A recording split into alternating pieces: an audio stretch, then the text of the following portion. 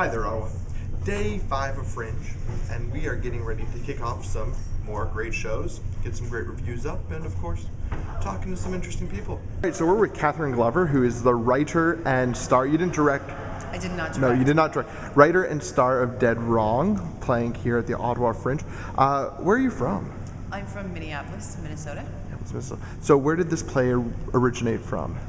Well, I'm also a journalist, and I interviewed someone in the same situation as my play about 10 years ago, and the story stayed with me. And then I actually encountered other similar cases, and then, I don't know, I decided that I needed to do something with it.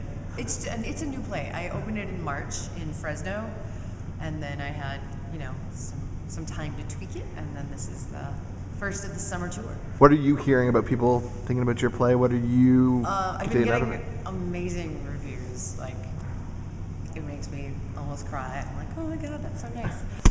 Hi there, Ottawa. It's still me. We're here with Nick. He's working front desk. He'll tell you a bit more about himself.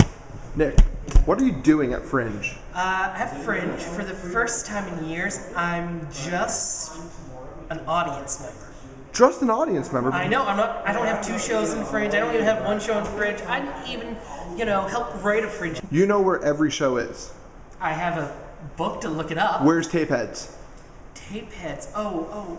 Too slow. Where is Pick and Stick? Pick and Stick, SLB. Good. Where is Heterolectual? Art Square Theater. 2020. Art Square Theater. This one.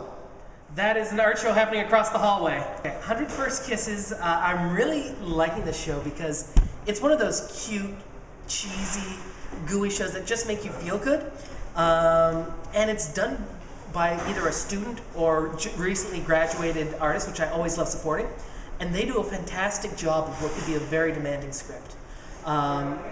They have a lot of great tricks. They are very genuine, very honest. Quick other question. Yeah. Who painted that in the background?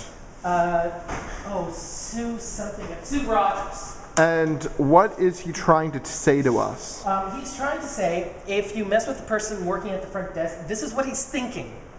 Just thinking. So you're not just going to do anything. You just think. I'm thinking. Get out of my face. Hey, so I'm with an Irishman named Paddy, and he is promoting a show that he's in. Why don't you tell us about it, Paddy? Are you smarter than Irishman?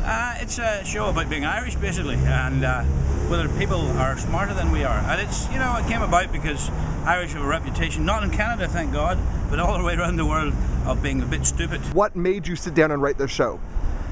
Well, I'm actually really a magician, and magic shows, I live in Australia now, and magic shows in Australia don't really work. So I thought, well, how can I incorporate what I do into a show that makes people interested in coming, especially adults? So I developed the show as a game show, and it works pretty well. I take all the Irish people in the audience for a start, or any descendants of Irish, and they become on my side. Everybody else is the rest of the world. And every time I think I've got something up on them, I mark myself up a point. And any time that the audience think they've got one on me, somebody from the audience who's a designated chalker runs up to the board and marks down a point for them. And at the end of the show, somebody wins and somebody doesn't. Last night I lost. The audience won. How many times do you lose on average?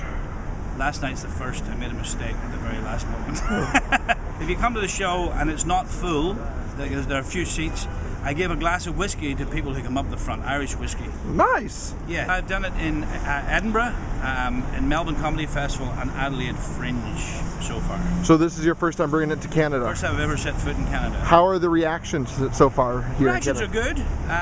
Yes, the reactions are good. My first show was a bit shaky because I didn't know how people would take me, but other than that, I've taken off from that point. Yeah. How long have you actually been in Ottawa here? Oh, I got here I think it was last Thursday. Have you gotten to explore any of the city?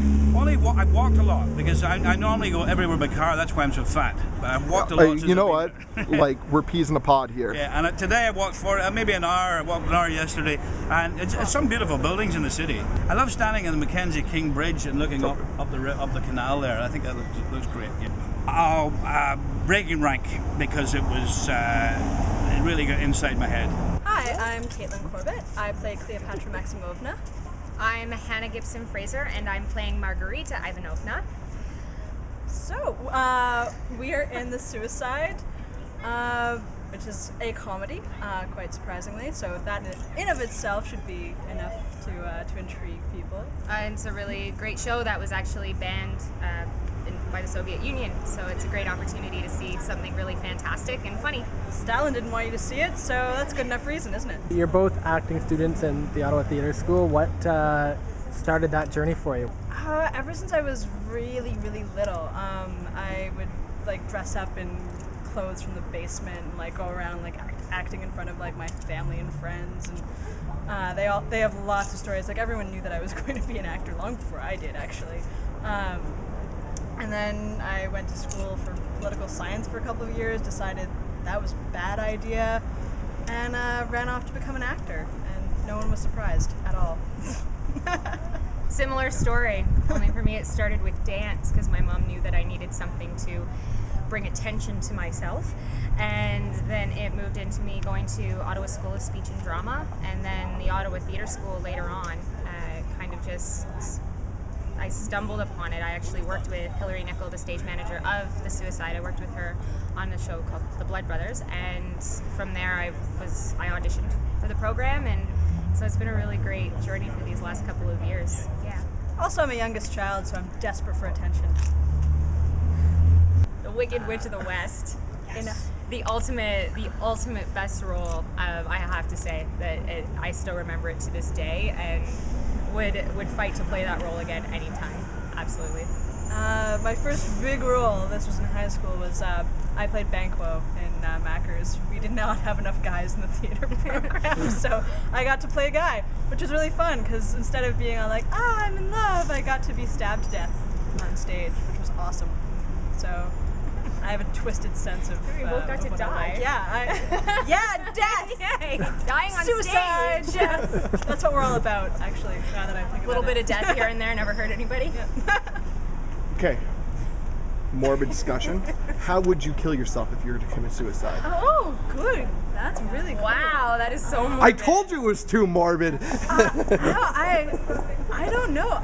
I feel like jumping off of something is very like sort of romantic. For a second you might feel like you're sort of flying, but then splat. I would just worry that I would be horribly paralyzed or something instead. I'd probably blindfold myself and walk out into traffic just so I didn't know it was coming. I really don't know. So you're one of those selfish people who doesn't care about the other people that you're No, not at all. Or challenge someone all those to a poor duel. people who hit you with their cars and feel bad about it after. With your luck, you get hit by a I smart tape a car. note. You ever or see smart the movie car. Heathers? I just tape a note. You know what I mean? Yeah, no, I have no idea. That is so morbid, really. That or like try to pick a fight with someone. I don't know, like if we lived in the old times, I would try to challenge someone to a duel, but I'd be terrible. So then I just get shot. Or it'd be awesome to go out in like a ridiculous way, like where I just punched a shark and then pissed it off. Nice. Yeah, I'd have to find a shark first, but then I'd Yes. punch it. Yeah, so And those make are sure my- it's on camera. Yeah, and yes. So I want to go out as like the girl who punched a shark. Now, did you guys try out the coffin? Yes. No. I did. It's comfy. Talk about the coffin a little bit. It's like really well padded. So it's very comfy, but it gets so hot in there so fast because it's just your body heat. Because you're not supposed to be warm in a coffin, like, you know, you're supposed to be stone cold dead. So it heats up really fast and the air gets really stale. I didn't feel too claustrophobic. I was okay, but So you're comfortable in a coffin? yeah, that's a little worrisome. Except for the breathing thing. Like I said, the air starts to get really hot, and like it does feel close, but comfy. Like you could take a nap in there; it would be fantastic. It's a very beautiful coffin. I will attempt to try it out before the end of the show just to say that I It's did worth lay it. in a coffin. It's worth it. Then we're going to talk to you again after Right. the end of Yes. Fringe. We'll see if I've had a panic attack or something. Best place to eat around Fringe if you know of any, since you... Actually, like the beer tent. Believe it or not, for $2, I got this amazing pasta salad.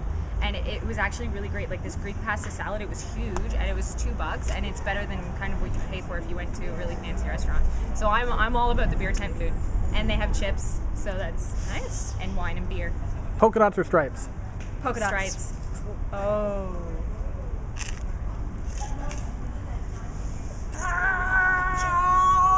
No. What have I done? Hi there, Ottawa. It's Kurt. I just got out of Fear Factor Canine Edition. It's fucking beautiful. You should see it. It's men came out of the theater with tears in their eyes. I'm going to get some food, and then I'm right back into it. Hi there, Ottawa. Day 5 at Fringe is come to an end. I just wrapped up my day by seeing Furnace as Surprise. Opening night, Kenny G gets his standing ovation that he so dutifully deserved. And with that, I'm going home to sleep. Vlog over. Tonight, I am particularly excited to be checking out Furnace Says Surprise! Were you surprised? You didn't expect I was holding an umbrella, right?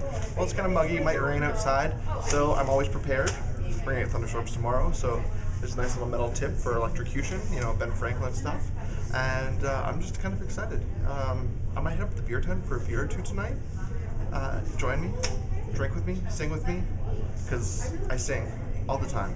Not good, but I sing. And Alain's offering free hugs.